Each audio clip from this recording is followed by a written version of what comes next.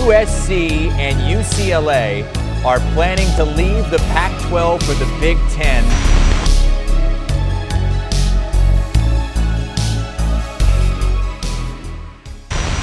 Yeah, I did not see this coming. At 10:23 a.m. on June 30th, college football reporter John Wilner broke the news that USC and UCLA were looking to leave the Pac-12 and join the Big Ten.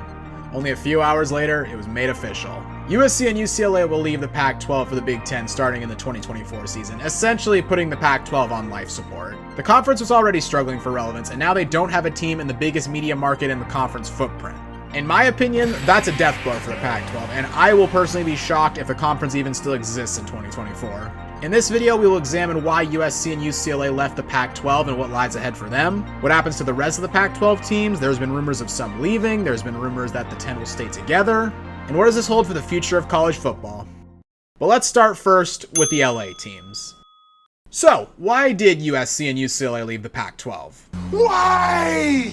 Well, leadership from both schools have tried to sell the move as offering more resources, exposure, and visibility, which is business speak for more money. In the arms race that is modern college football, it's always about the money. Texas and Oklahoma changed the game by moving to the SEC a year ago, essentially walking so USC and UCLA could run. They proved that such a move, as drastic as it may have seemed, was possible, and more importantly, would rake in serious coin. Money. USC and UCLA looked at the Pac-12 and saw what Texas and Oklahoma saw in the Big 12. A lack of respect and a lack of opportunity for revenue growth. And in the Pac-12, that was even more obvious.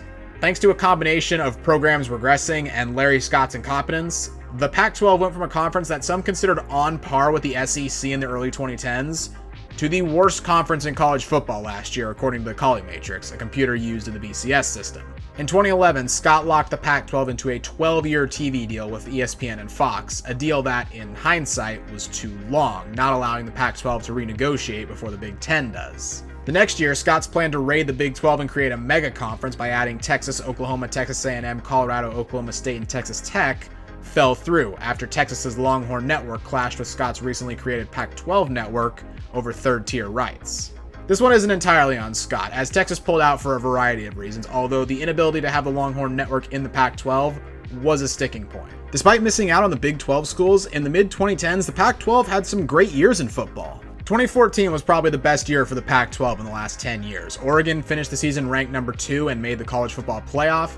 And by the end of bowl season, despite the fact they hadn't won the national championship, Oregon was still the runner-up and number 2 ranked team in the country. UCLA was ranked number 10, Arizona State was ranked number 12, Arizona 19, USC 20, and Utah 21. And that doesn't even count Stanford and Washington, who both won 8 games and finished unranked. That's 6 Pac-12 teams finishing in the top 25, and 3 finishing in the top 12. That means 25% of the top 12 that year were Pac-12 teams. The only other conference that had as many teams in the final AP top 25 was the SEC, who also had 6.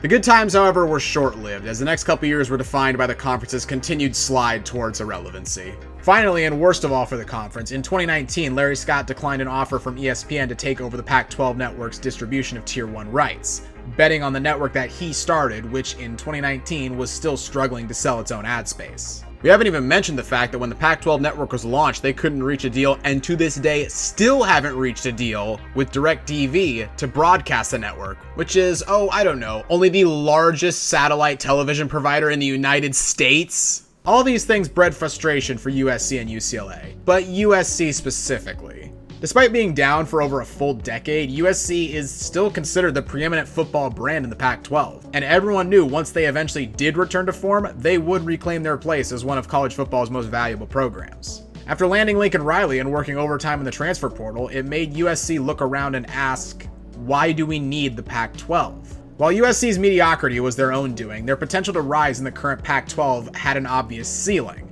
The lesser revenue they would get from playing in a lesser conference would inhibit them on all fronts, from improving the Memorial Coliseum, to building and upgrading their own facilities, to the biggest new aspect of college football, name, image, and likeness. According to sports research market company Navigate, the Big Ten will pay out an average of $57 million to member schools in 2022, and that payment is estimated to increase to $94.5 million by 2029. Let's compare that to the Pac-12, who will pay member schools $34.4 million on average this year and $56.5 million by 2029. a full $700,000 short of what the Big Ten is paying right now. USC correctly realized that the Pac-12 was unable to provide them with the opportunities they desired, and like we all do when we feel like we've maxed out our potential in our current situation, we start looking elsewhere. Oh, that's hot. Now, from all reports, UCLA's role in this is essentially to be USC's wingman. The Bruins athletic department was apparently saddled with so much debt that they were on the verge of having to cut some Olympic sports. However, the Trojans needed a partner to take to the Big Ten, and with both LA schools, the Big Ten now has total control of the second largest media market in the country. There have even been rumors floated of SoFi Stadium potentially being a destination for the Big Ten championship game in the future, if you can wrap your head around that. While both LA schools are set to remain in the Pac-12 until 2024, the remaining 10 teams have understandably been scrambling to determine their next move. The conference has announced they will immediately begin negotiating their next TV deal, and rumors have started to surface of the remaining 10 teams making a formal announcement that they will stick together. But without the LA market to fall back on, and with so much uncertainty still among the member schools, the idea of landing a deal even worth what they were making before is a long shot at best, and remember, they weren't making much to begin with. But the question of what the conference's next TV deal is going to look like belies a much bigger question. Will the Pac-12 even still exist in 2024? There are a lot of questions for every remaining school, and some are on shakier ground than others. Literally. But let's start with the two teams that most consider to be in the best position. Oregon and Washington, one of the more underrated college football rivalries in my opinion. Despite the intense distaste the two programs have for each other, in most realignment scenarios, the Ducks and Huskies are almost always paired together, some suggesting they will eventually follow the LA schools to the Big Ten. But how viable is that?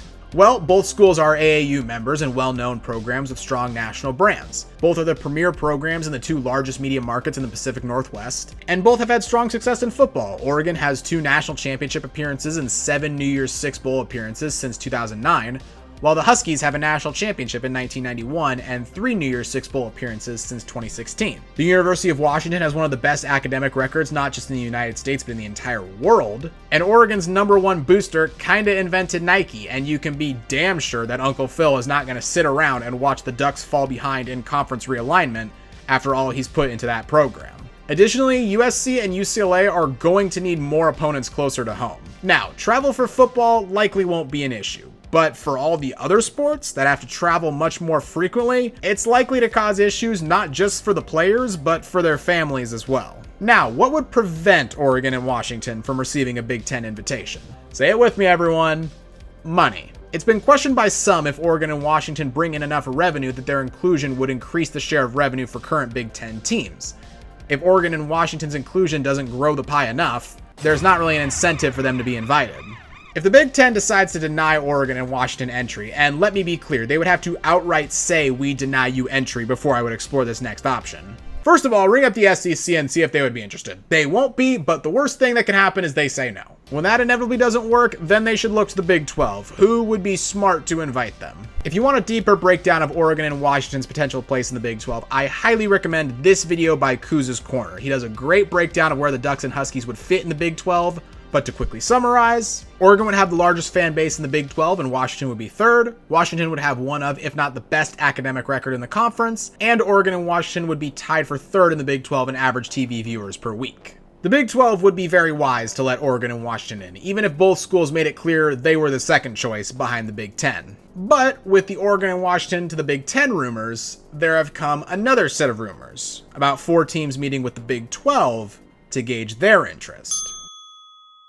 During the mid-afternoon of July 3rd, Arizona reporter Jason Scheer reported that Arizona, Arizona State, Utah, and Colorado were meeting with the Big 12 to discuss potentially joining the conference. The move makes sense for these schools both financially and geographically, somewhat of an outlier in recent conference realignment. Colorado, of course, is a former member of the Big 12, having left in 2011 to join the Pac-12. Utah shares a state with future Big 12 member and Holy War rival BYU. And the two Arizona schools just make sense in the Big 12. There's not much for me to go over here. I think the move works well for all involved. Additionally, it would allow the Big 12 to stretch their footprint from Florida to Arizona, doing the best they could to rival the SEC and the Big 10. This, however, leaves us with only 4 schools, and these are the schools whose futures seem the most unclear.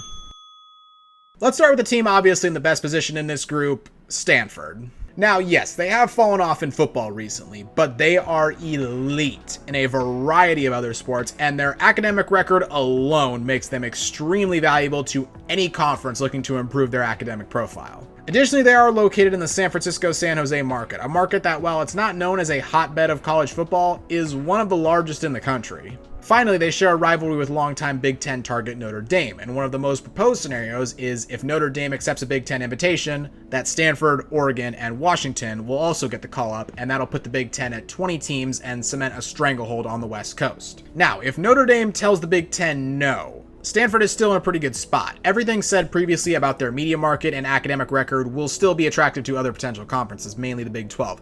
And hell, the Big 10 may still want Stanford even if they don't land Notre Dame. Now, if Stanford is left out of the Big 12, they would probably go independent. Would this be ideal? Not really, but Stanford is a private school with a strong, wealthy donor base, and I think they could make it work.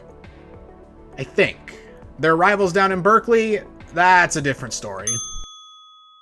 Cal athletics are hanging on by a thread right now. The athletic department at Cal was already struggling, having to deal with the massive payments for renovations to California Memorial Stadium. Currently, repayment for the stadium renovation absorbs 20% of Cal's athletic budget, and they're only paying the interest right now. They won't begin paying the principal cost until 2032, when they will owe $26 million per year, a figure that's going to rise to $37 million per year. Eventually, Cal will owe a lump sum of $82 million in 2053, before having the next 60 years to repay the remaining $75 million.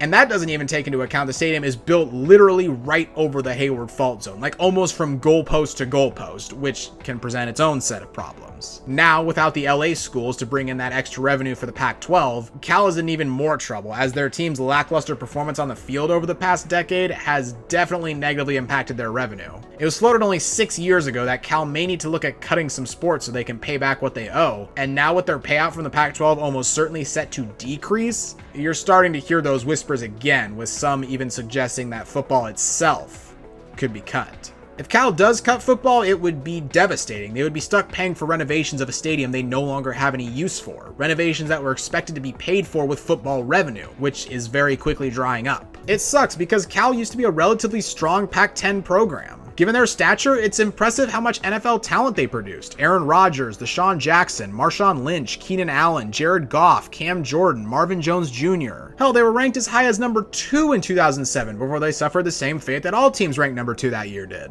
Cal's future is certainly the most in doubt, but we do still have 2 teams to talk about, and their futures aren't necessarily in doubt, they're just a little bit bleak. Conference realignment generally leaves someone out. In 2013, when the Big East dissolved, it left Cincinnati, South Florida, UConn, Rutgers, and Louisville stuck in the American Athletic Conference. Louisville and Rutgers got out only a year later, moving to the ACC and the Big Ten respectively. But UConn hung around until 2017 when they went independent, Cincinnati will be there until they join the Big 12 in 2023, and South Florida is still stuck there. And in this round of realignment, it seems like Oregon State and Washington State are the 2 schools destined to be left out. Now, this only applies if the conference dissolves entirely, which is still a big if.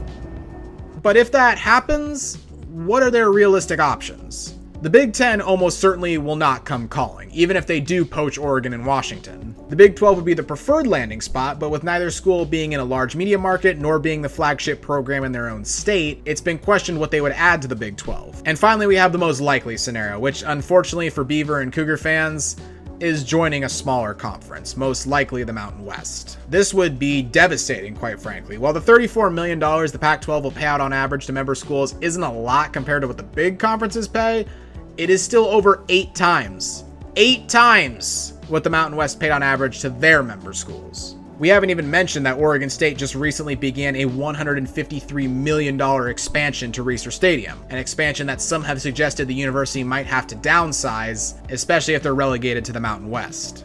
It's sad, really. Even as an Oregon fan, it brings me no pleasure to see our rival have to go through something like this. A rivalry cannot be maintained if the schools don't play each other. Oklahoma and Nebraska played for the first time in 12 years in 2021, and while the game was certainly intense, ask any fan of either team to honestly tell you how the game made them feel, And I bet they'll say it didn't feel the same. People are busy, we have a lot on our plates, and sometimes I think we underestimate how quickly things are just forgotten because of the passage of time. If Oregon and Oregon State don't play for 10 years, that's a whole generation of fans that will grow up without that rivalry. I'll be able to tell them about the 2009 game, when the winner was guaranteed a spot in the Rose Bowl, but it won't mean as much to them, if it even means anything at all.